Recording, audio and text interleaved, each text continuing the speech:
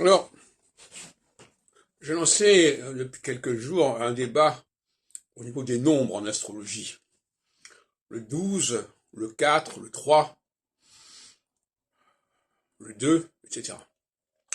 Et je vais revenir aux travaux de Jean-Pierre Nicolas et son RET qui est axé sur le 3. R-E-T. Représentation, existence, transcendance. Avec chaque fois, dans chaque groupe, 3 astres. Dans le groupe R, le Soleil, Mercure, Vénus. Dans le groupe E, Mars, Jupiter et Saturne. Et dans le groupe T, Uranus, Neptune et Pluton.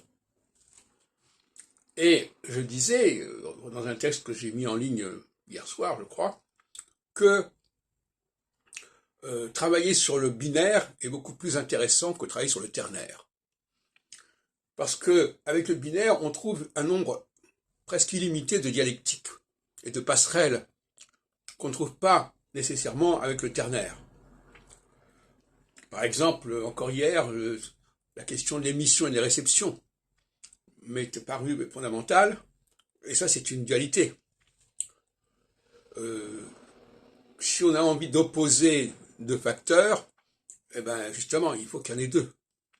Si déjà il y a 3 facteurs, c'est déjà, comme je crois qu'il y a une formule qui disait, 1 et 2 ça va, mais 3 c'est déjà la foule.